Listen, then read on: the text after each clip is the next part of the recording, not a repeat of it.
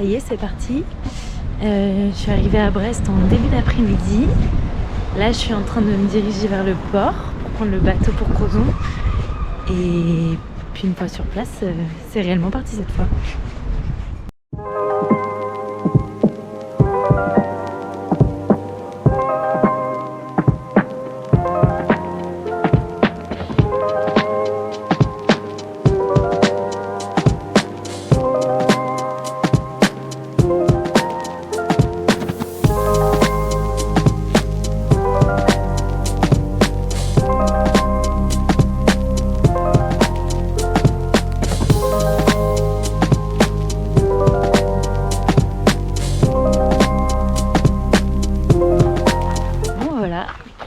Première étape commencée, il est 8h30, le camp est levé, les viennoiseries sont achetées, donc c'est parti. Aujourd'hui 24 km, et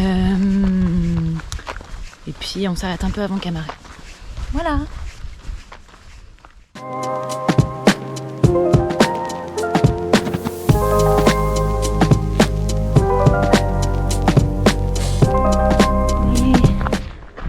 Un échec là sur cette journée. En fait, toute la première partie, donc je disais, ça allonge pas mal la route, mais bon, une fois arrivé à la pointe d'Espagnols, c'était censé être un peu de retour sur le sentier côtier, mais ils sont en train de faire des travaux, donc la pointe c'est pas accessible du tout. Donc bah on fait un détour, voilà, on fait un détour et on verra pas la pointe, tant pis, c'est la vie.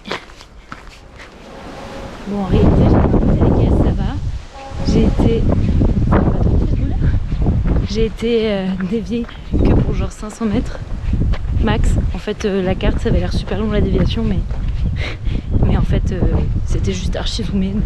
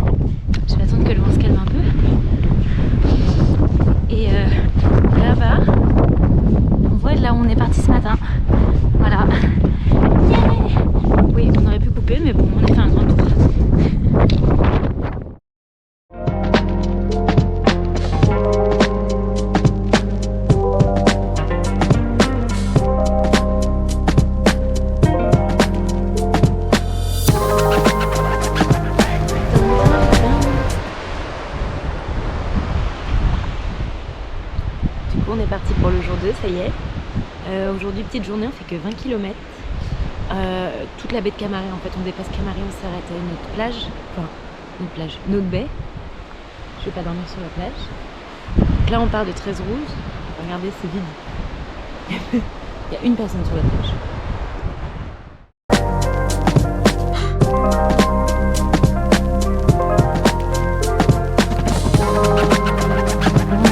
Camaret. Je suis trempée jusqu'aux os. Ça fait un peu moins d'une heure que je marche. Ils annoncent cette météo là pour toute la journée. Donc ça va être sport. Bon, je suis repartie de Camaret. Il m'a fallu beaucoup de motivation pour repartir. Dans la pluie, alors que j'étais bien au chaud, avec un petit café sur une terrasse, abritée. Mais bon, il y avait une petite éclaircie légère. J'en ai profité. J'ai pris mon sac, je me suis barrée. Mais globalement, j'ai regardé la météo. Ça va aller de mieux en mieux. Il pleuvra toute la journée, mais de moins en moins fort.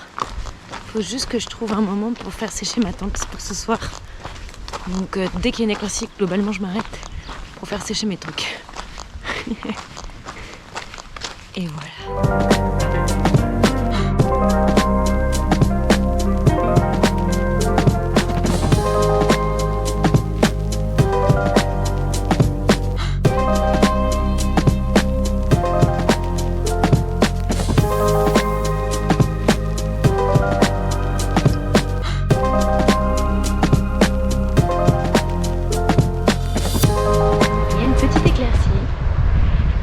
assez pour faire sécher les affaires, mais assez pour admirer la vue. C'est pile quand on arrive au bout, en plus c'était trop bien.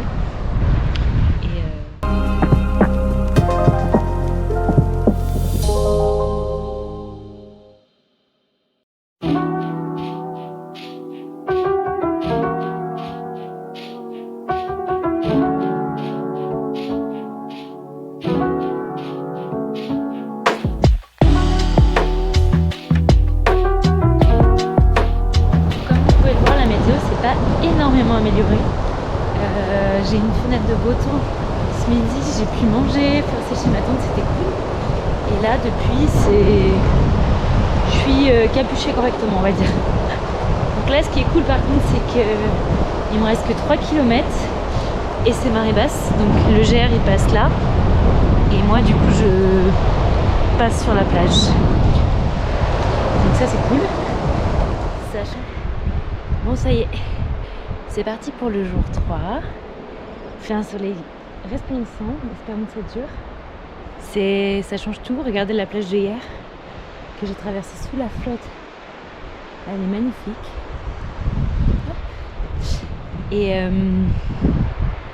Et c'était un peu dur ce matin. J'ai dû trouver la motivation de remettre mes chaussures mouillées. Mon sac était mouillé. Rien n'avait séché. Mais là, ça va sécher vite, je pense. À plus tard.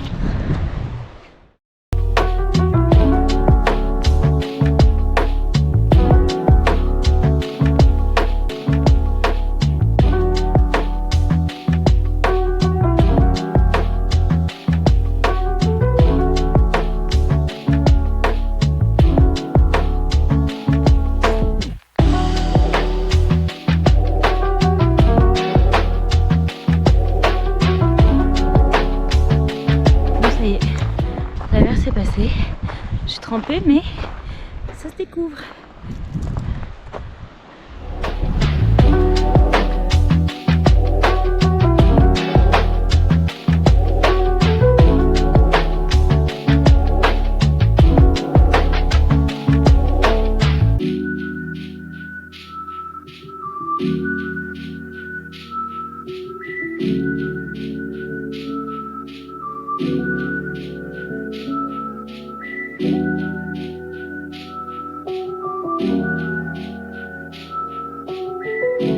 Voilà, on est parti pour le 4e jour.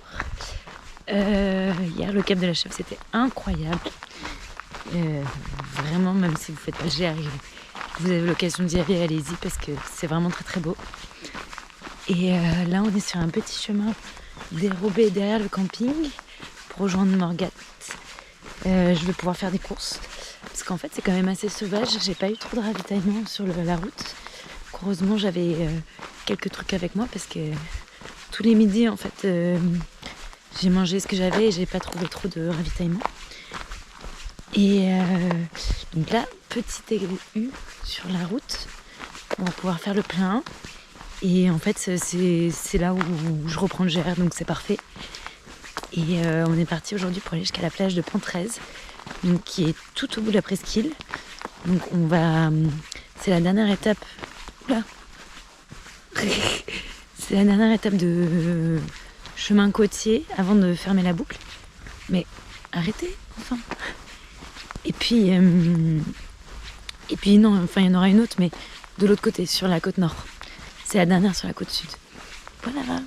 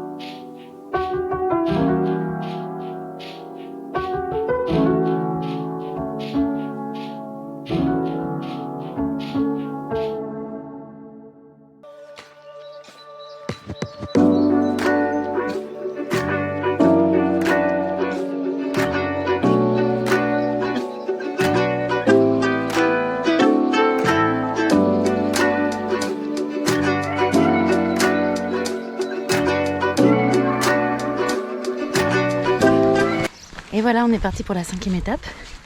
Donc c'est l'étape de GRPI qui ferme la boucle. Normalement elle fait 35 bornes.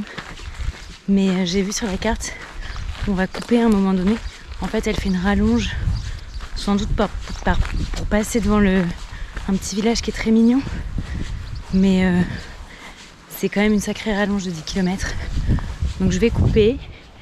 Et en coupant, on passe quand même par le Ménésôme qui est la petite montagne de la presqu'île.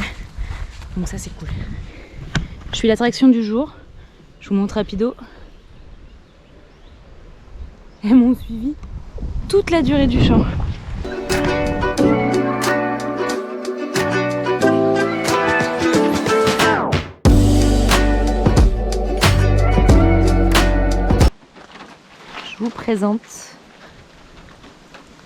Je vous présente mon petit abri providentiel qui m'a permis de manger au sec.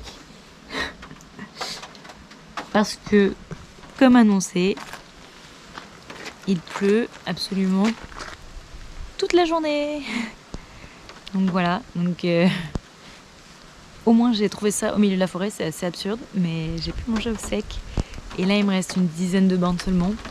Donc bon bah, on prend sur soi et ce soir je me suis réservé un gîte pour être au sec. Exprès parce que je savais que cette journée allait être full pluie. Donc bon, l'un dans l'autre ça devrait aller.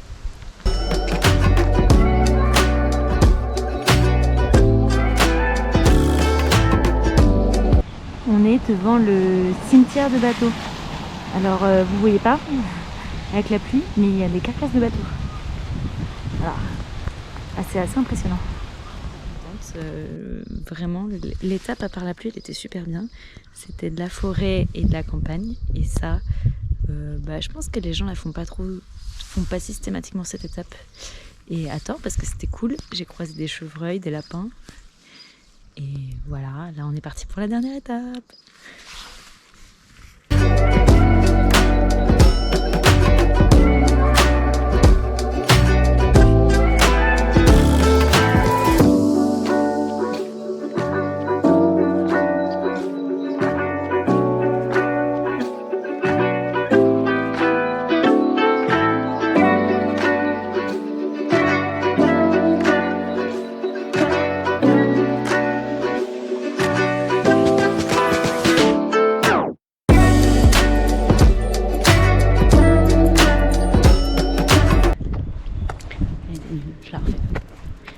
Voilà, c'est la fin du tour. Je suis au fret en train d'attendre le bateau pour retourner à Brest et rentrer ensuite à la maison en TGV. C'était riche en émotions, en pluie et en vue surtout, c'était des très belles vues. J'étais assez surprise quand même de croiser aussi peu de monde qui faisait ce que je faisais en plein mois de juillet, c'est assez surprenant. Mais c'était très sympa en tout cas.